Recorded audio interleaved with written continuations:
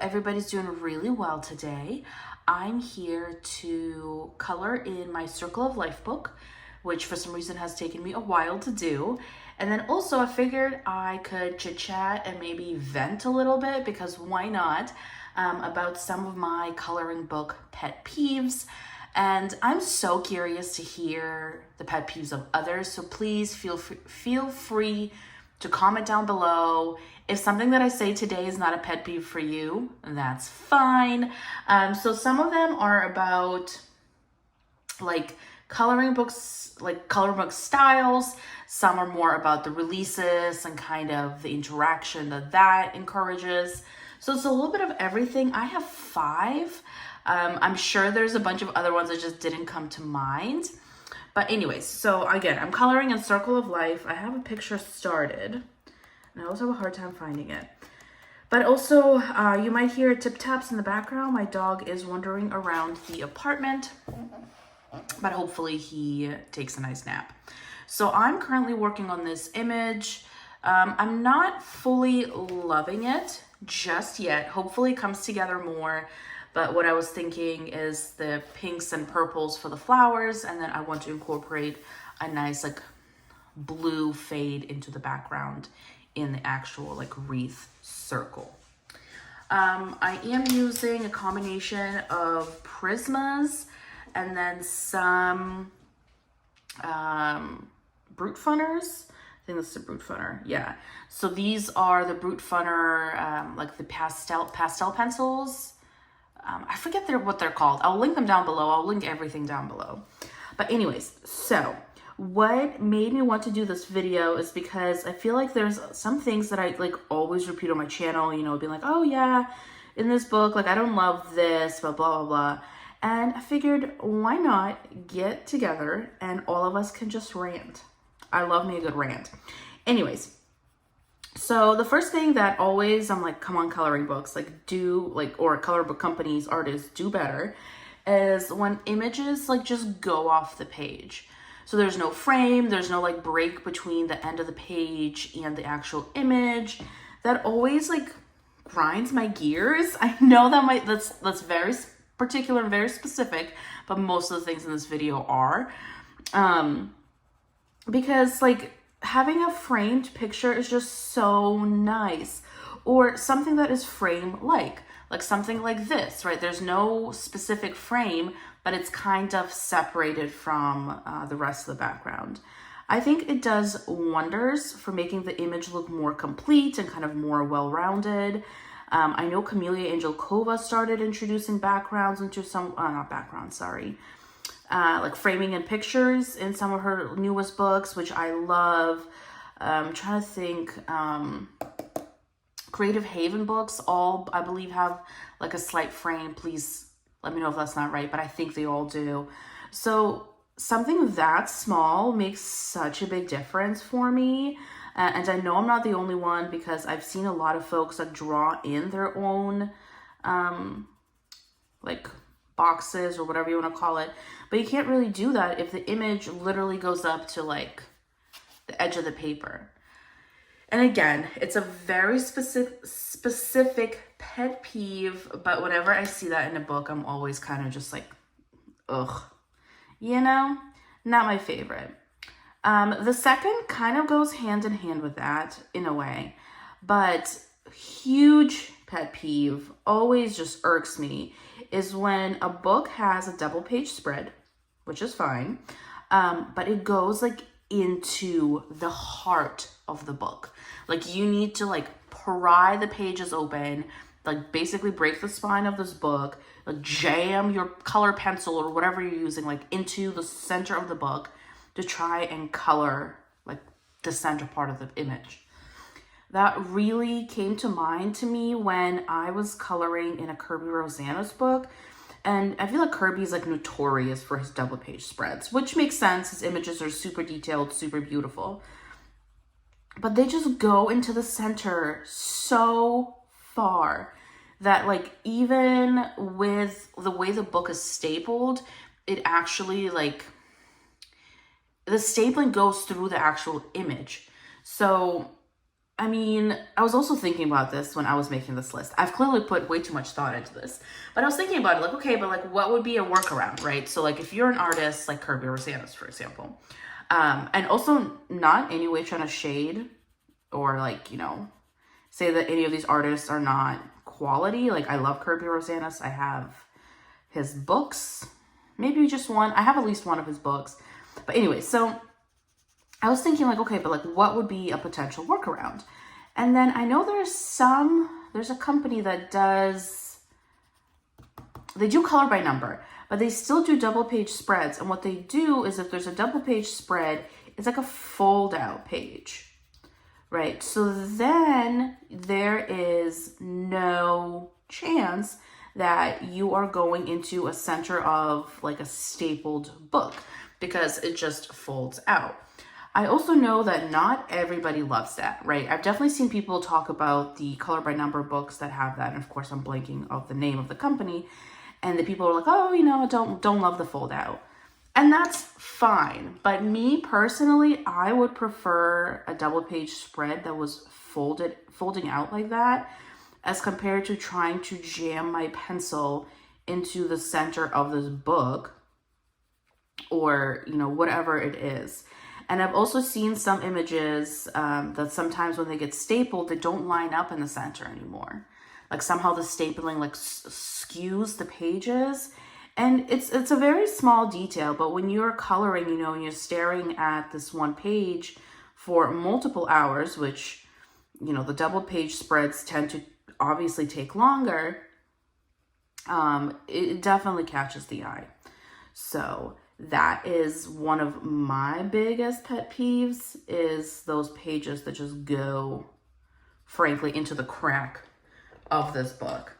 So don't love that.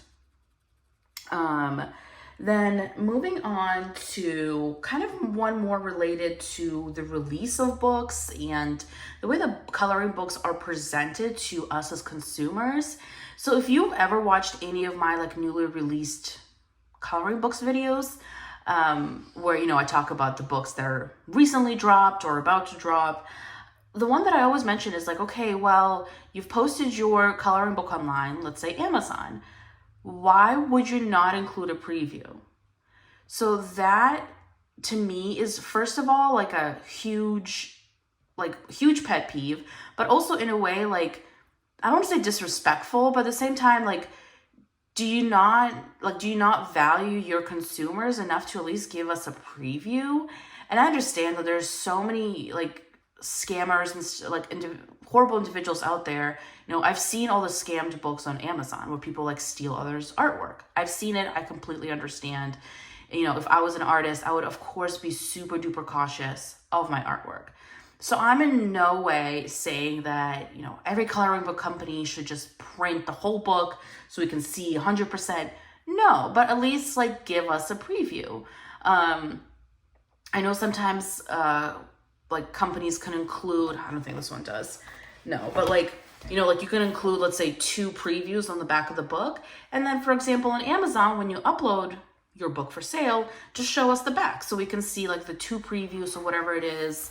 I think it's a coloring book cafe where they will upload a bunch, if not all of the pages, and just have like a pencil or something in the middle. So like there are workarounds. So to me, I always equate it to, okay, well, imagine you wrote a book, right? You're an author, and then you decide that you're going to sell this book. Awesome, like congratulations. And then you sell it on Amazon or like Barnes and Noble or something, and you don't tell the readers what it's about. So the reader only has the title to go by. Why would anybody purchase that, right? Like, unless I went to the store and I was able to see what your novel or your book is about, I'm not going to purchase it. Unless it's been like recommended to me a bunch, blah, blah, blah, like from people that have read it.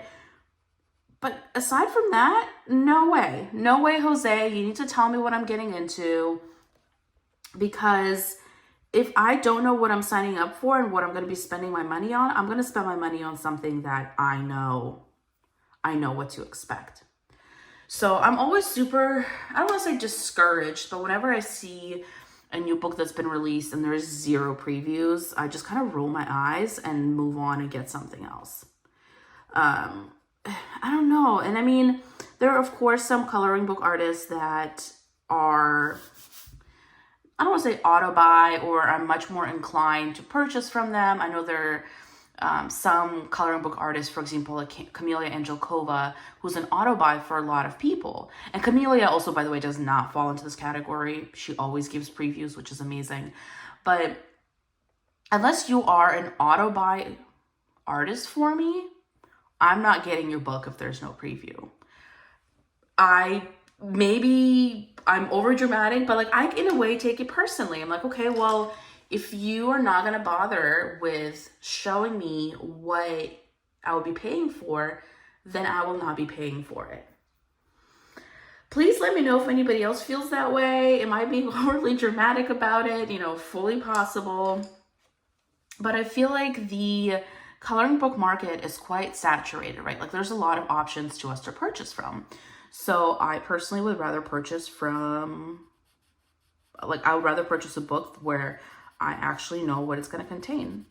And again, in no way am I expecting artists to give us the whole book as a preview, but 1 page, 2, like that would go such a long way from seeing whether or not, the content of the book is interesting to you, but also the style, right?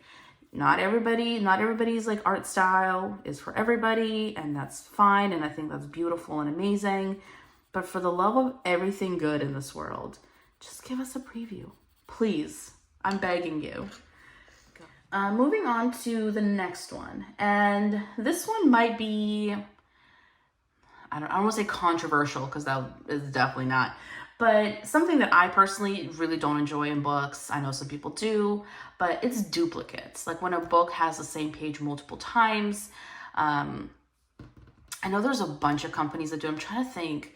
I honestly don't own a single book that has duplicates in it because I don't see it as a valuable use of my money.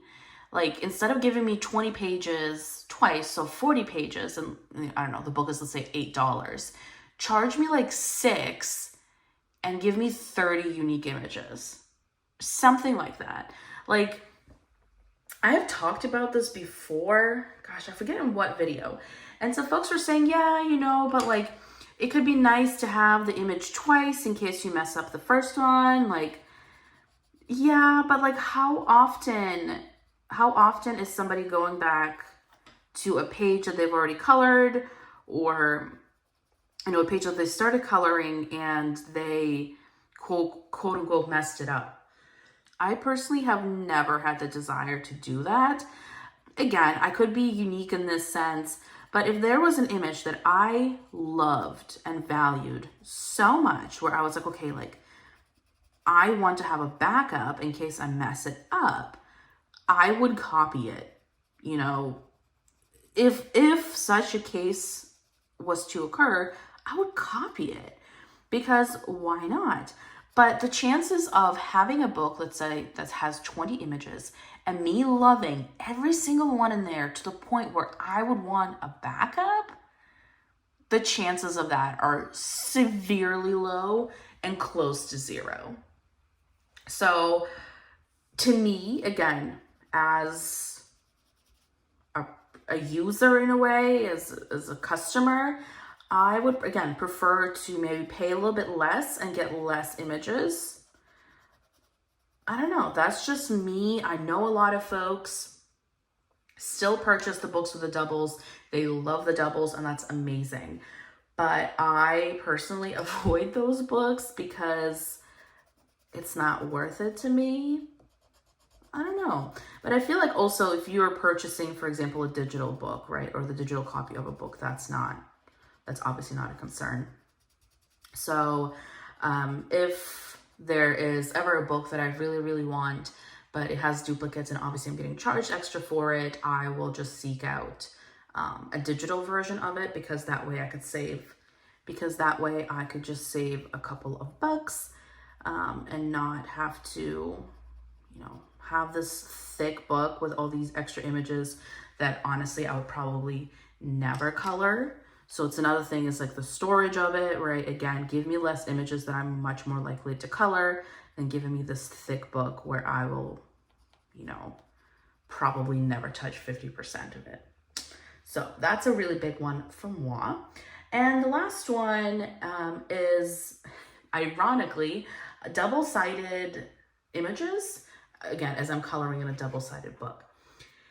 And of course, a lot of companies or a lot of artists, for example, such as this book, will use nicer paper to accommodate for the fact that the pages are double-sided, right? So like this is quite nice paper. It's not like Amazon printed or anything like that. However, if I was inclined to use alcohol markers in this book, I would be sacrificing the page on the back. Unless you use cardstock for the paper in the book or very, very thick paper, that will be the unfortunate reality, right? That alcohol markers, for example, not usable on a double-sided page. If you use a water-based medium such as watercolor, for example, it can warp the page. Of course, if you're very careful with the quantity of water, the warping will either be very minimal or non-existent. But I feel like I shouldn't have to be like holding my breath trying to make sure that I in no way am using too much water in my book, because then I am sacrificing the page on the back. Again, as a consumer, I have paid for this book, right? I would like to be able to color all of the images. And of course, again, such as with the doubles debate, I could of course copy the image on the other side. I definitely could. But it would be nicer if I didn't have to. I've Johanna Basford always has the double-sided pages. Kirby Rosanes, I'm trying to think, Rita Berman. And again, I'm in no way saying that these are not quality artists. I own books from all the individuals that I just mentioned and I love them, but I do really wish that they were single-sided. And I'm not even the biggest user of alcohol markers, but I know so many people that are. Alcohol markers are very, very popular in the coloring sphere or whatever you want to call it. So it would be very, very nice if the individuals that loved using their alcohol markers would not have to sacrifice basically 50% of the artwork in the book if they chose to proceed with an alcohol marker base or a full alcohol marker coloring. So those were the 5 pet peeves of mine. Please share yours. And again, please don't take anything to heart. If this is something that you enjoy, like for example, having duplicates in your book, that's fine. That's completely okay. I make kind of similar videos where I always say, don't take anything to heart. Difference of opinions is beautiful and it's awesome. Just please share it below. I love to see it. And again, I've made videos, for example, where I talked about books that I will never be purchasing. And I loved the discussion that happened in the comments. A lot of people disagreed with me. Some people agreed with me, and it was awesome. Like the discussion in the comments on those videos was spectacular. So thank you so much for watching and I will see you in the next one. Bye.